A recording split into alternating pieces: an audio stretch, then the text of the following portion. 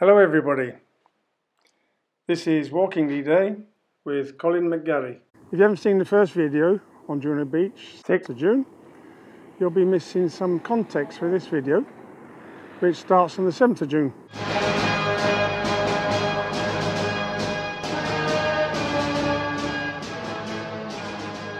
The Canadians have made pretty good headway on the 6th. A troop of tanks had got to Bretteville-Longueuil on the N13 and turned to go towards Carpiquet, which was their objective. But being low on ammunition and fuel and having no infantry with them, they finally decided to turn around and go back to the troops. The battle group, which was coming down this road, which goes to Caen, you can see the hospital in the distance, they should have turned on this road here to go to Villons, but they missed it. The resulting confusion in turning the battle group led Colonel Petch to decide to stop the troops for the night and bed down near Villons. So this was their position on the night of the 6th. During the night, the Canadians were attacked by Panzer Grenadiers of the 21st Panzers. These attacks were repulsed. Lieutenant Stevens, with Private McFay driving the jeep, were carrying German and Canadian wounded and escorting walking Germans back to HQ. Out of the gloom, a group of soldiers approached. At the last moment, McPhee saw the coal scuttle helmets and the jeep was surrounded. In the skirmish, Lieutenant Stevens was killed and McFay was taken prisoner. But the Germans also got a map, and on the map were the code names of rivers and villages that the Canadians and the British used. Now the Germans could understand the radio messages they intercepted. Now when I was filming the next sequence, a lady who owns a house that was in the background came and asked me why I was filming her house. I said, no, I'm filming myself talking about Canadians. She said, oh, my grandparents had a Canadian hiding in the house. Now that top window there was boarded up at the time, and that's how they were hidden. And that's the stairway going up to the room. Now under the stairway, you could take out one of those stones. All that plaster's been put there, but you could remove one of the stones. Somebody could hide behind that. The nearest Panzers to the beach were the 21st Panzers. They were at Saint-Pierre-sur-Dive, near Falaise, 20 miles south of Caen. Now they knew about Pegasus Bridge being attacked at 1 o'clock in the morning, but they didn't get the order to move till 12 hours later. Now they did move. They went past Caen and came up against the British troop near Le Bessy. The next nearest were the 12th SS Panzers. That was the Hitler Youth. Now they'd gone through the Hitler Youth organisation from the age of 8. They'd been brainwashed into the Nazi ideal, and they were the most fanatical. They couldn't move till the late afternoon because Hitler was asleep and he was the only one that could order them to move. So they did finally start moving, but as soon as they started moving they were attacked by the Air Force, and so they waited till nightfall to start moving. And the first element, the 25th Panzer Grenadier Regiment, led by Kurt Meyer, started arriving at the Abbey of Ardennes in the early morning of the 7th. Meyer left his men to get installed, went to see General Richter in his bunker. General Richter was the commander of the 716th Division. His bunker had been cut into this cliff, which is actually a medieval quarry.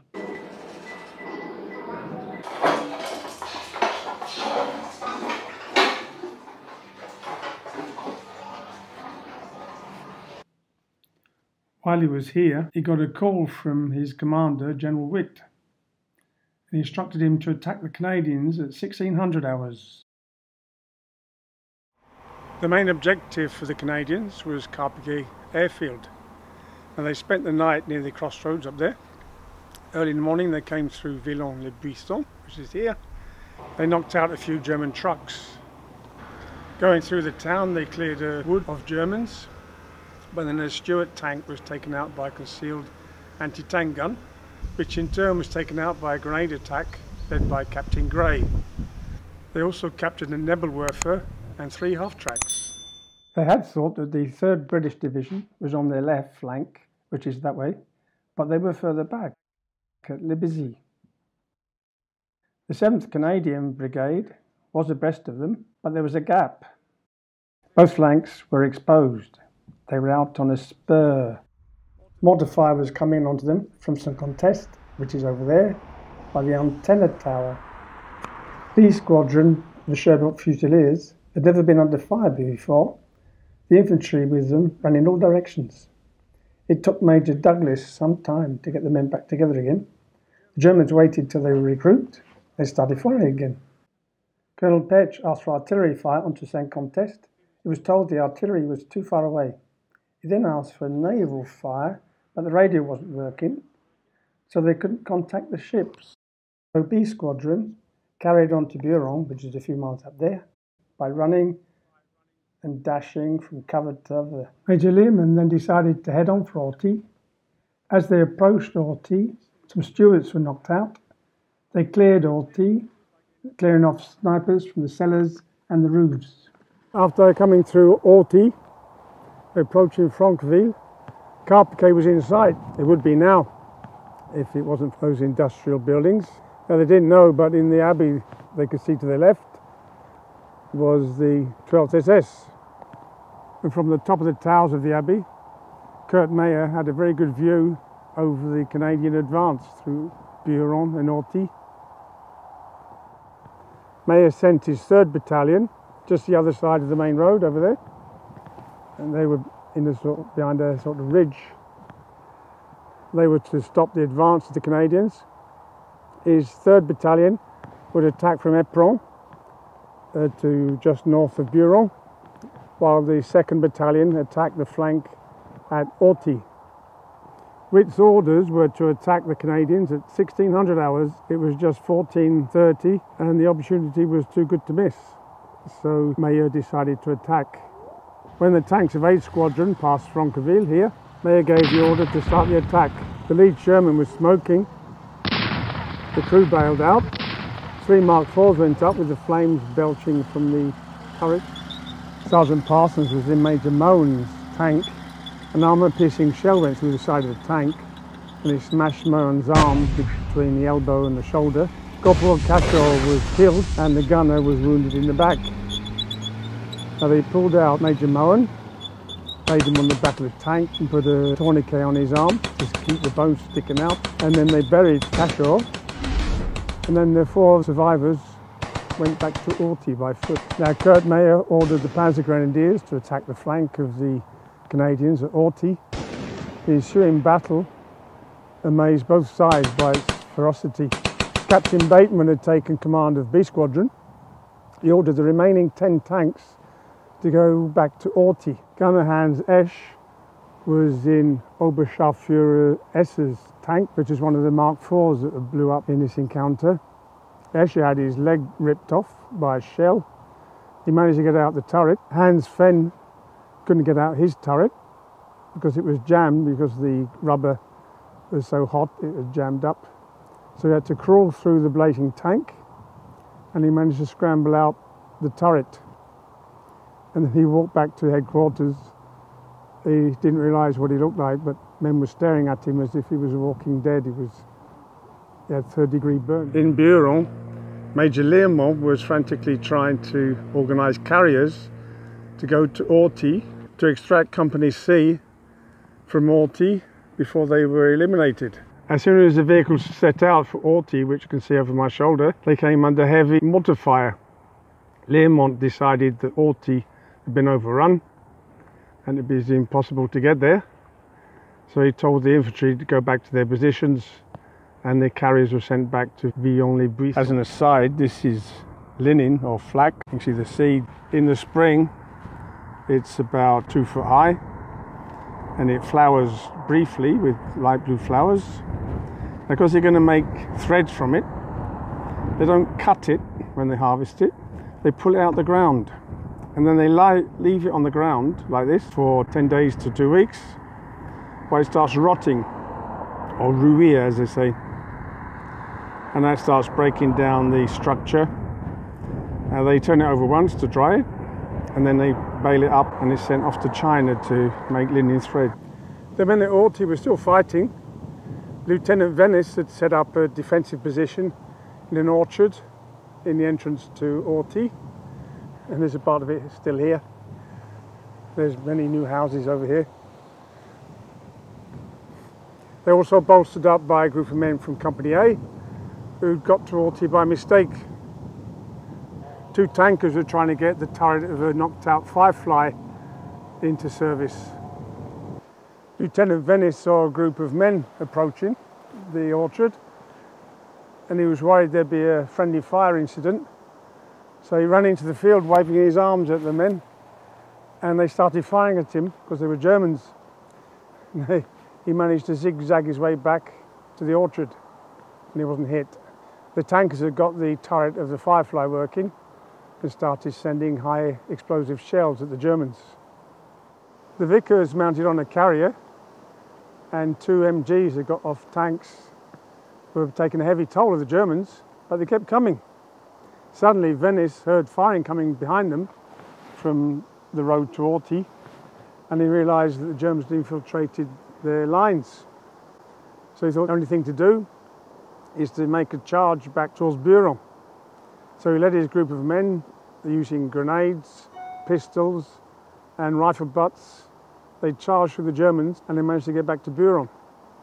But behind them, 20 Nova Scotias were in hand-to-hand combat with Germans. The Firefly knocked out 3 German tanks before it exploded. Veness and his men were on the north side of Authie. You can see Buron behind me. And Company A's position was just 200 yards across the wheat fields.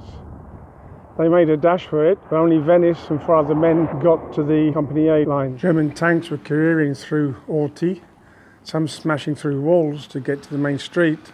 Lieutenant Sutherland led his men under the nose of a tank, taking advantage of the smoke to be unnoticed, and then took a wide berth, crawling through the wheat fields. They arrived at Villons-les-Buissons. Sergeant Gammon's men were being forced to surrender in Authie. He took advantage of the smoke to slip away. He ran into 2 Germans. He shot one with his Sten gun, and then it jammed.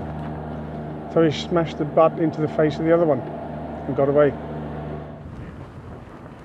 The brothers McKillop were being forced to surrender, and a burst of machine gun fire caused their captors to take cover, so they slipped away. Lieutenant Veness told Major Rodenizer that C Company had been wiped out in Authie and the Germans were going to mount a massive attack. The Rodenizer's men were just here, south of Buron, in narrow slit trenches, and they did take the brunt of the attack. The German tanks stopped just outside the range of the Canadian Piats and fired on the lines.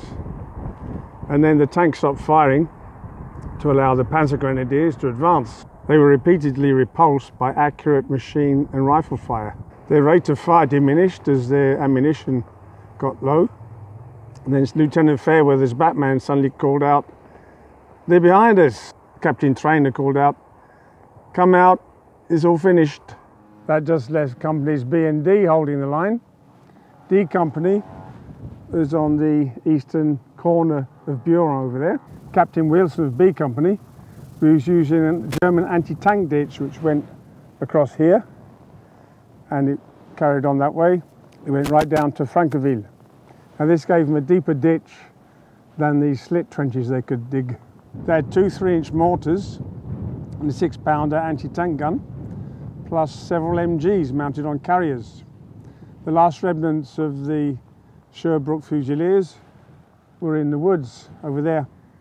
Major Kennedy of D Company, which was on the northeast corner of Buron over there, he got a message on the radio.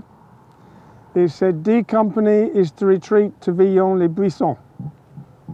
He asked for the identity of the officer who gave the order, and the message was just repeated in perfect English.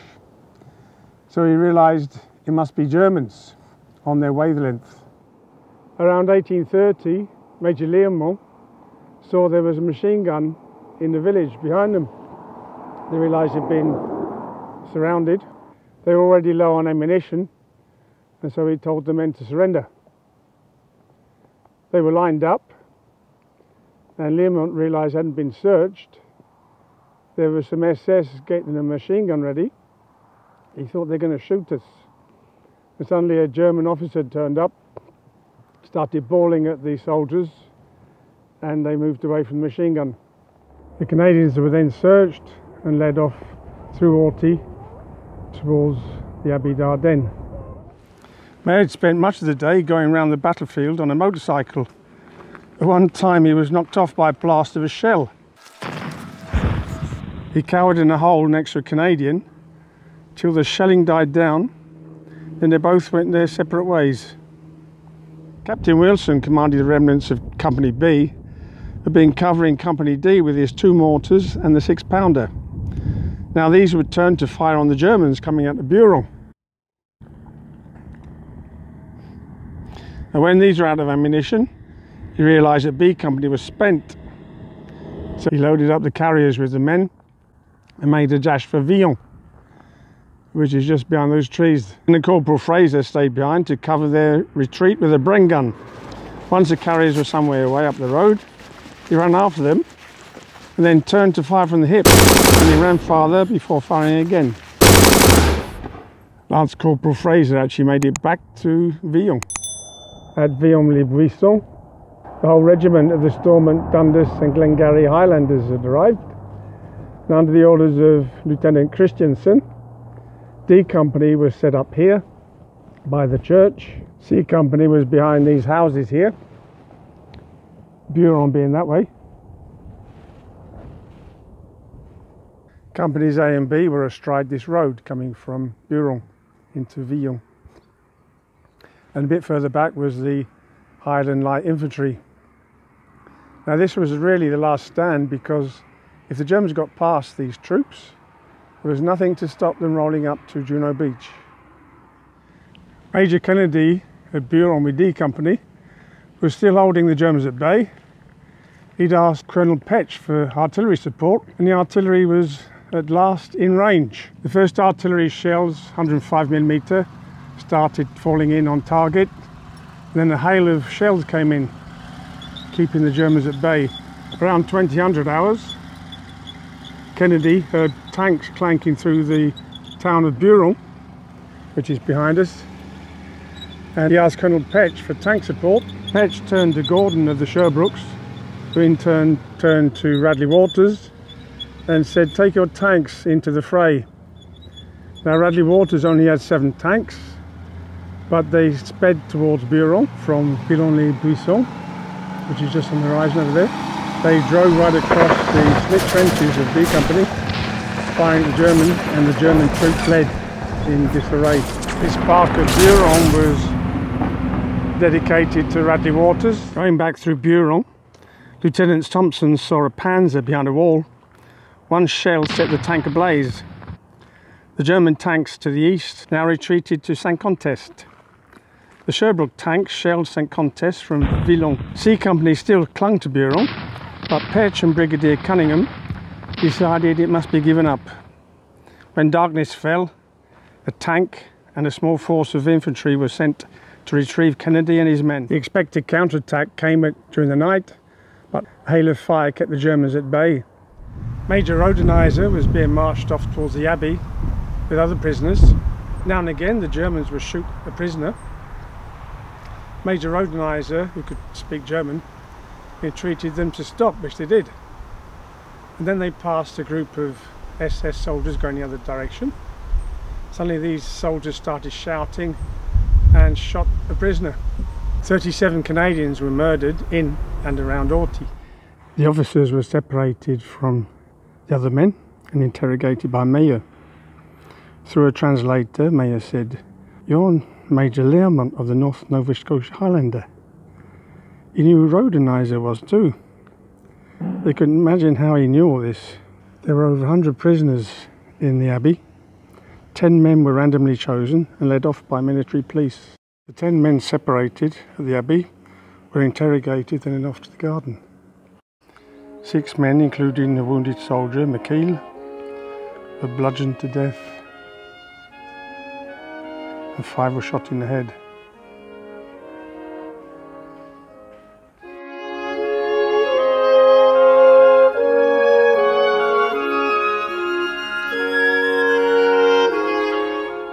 The next day, 7 more prisoners were murdered.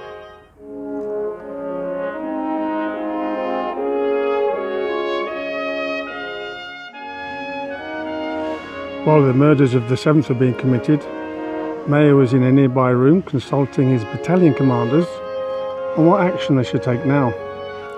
They'd stopped the Canadians taking Carpiquet, but the Canadians had stopped them getting to the beach. He needed reinforcements, and they weren't going to be there till the 8th. The others were marched off towards Caen in a prison camp. On the 17th of June, 2 Canadian soldiers, Lieutenant Frederick Williams and Lance Corporal George Pollard, were out patrolling for disabled tanks. They never came back.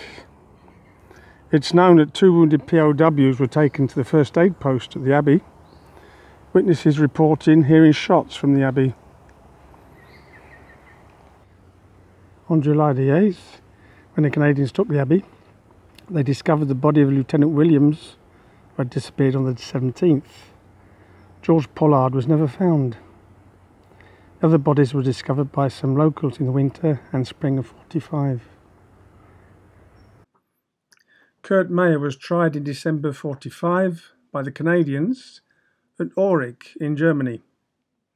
He was found to be responsible for the murders.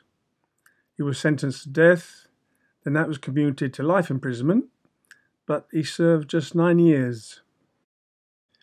The 100 or so prisoners who were marched away were taken to a school in Bretteville-sur-Odon. On the way, they were marching down a wide road when a German truck with a red cross on it swerved and ran into the column. It then pulled back and continued. 2 men were fatally wounded. In July, Major Learmont, Lieutenant Veness and Lieutenant Fairweather jumped off a train crossing France. They joined up with a resistance group.